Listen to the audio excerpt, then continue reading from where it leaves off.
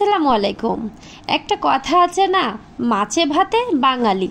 আসলে আমরা বাঙালি কিন্তু হাজার নাস্তা করলেও সকালে ভাত না খাইলে যেন পেটই ভরে না।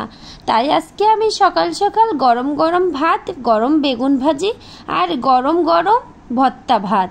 এই ভর্তা ভাত খেতে কিন্তু দারুণ লাগে। আজকে আমি মাওয়া ঘাটের স্টাইলে বেগুন ভাজি করব।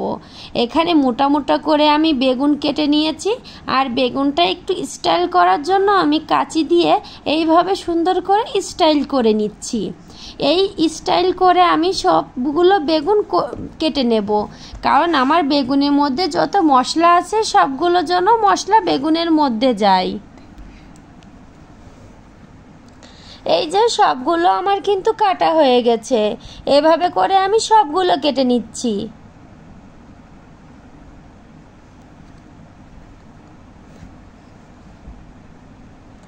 এই বেগুন কিন্তু দেখতেও কিন্তু অনেক সুন্দর লাগছে।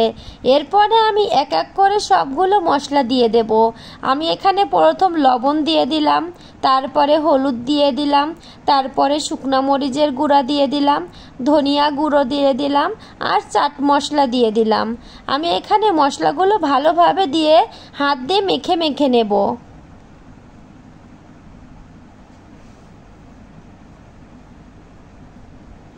আমি অনেক সুন্দর করে হাত দিয়ে মেখে মেখে নেব, কারণ মশলাটা ভালোভাবে যেন বেগুনের মধ্যে যায়।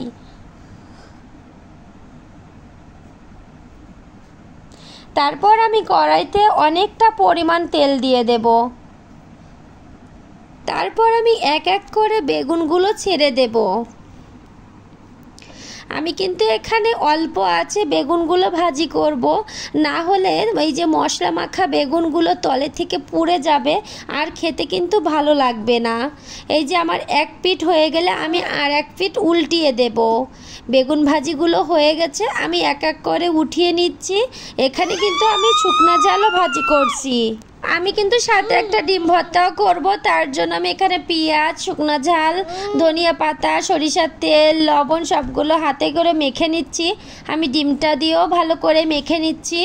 এই যে আমার ডিম ভর্তাটাও কিন্তু হয়ে গেছে। আর এরকম ভর্তা ভাত খেতে কার না ভালো লাগে বলেন?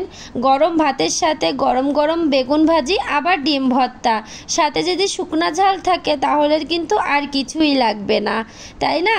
আমার ভিডিওটা যদি আপনাদের ভালো লেগে থাকে তাহলে একটা লাইক, কমেন্ট আর শেয়ার করে দেবেন। সবাই ভালো থাকবেন, সুস্থ থাকবেন। আজকের মতো বিদায় নিচ্ছি। আল্লাহ হাফেজ।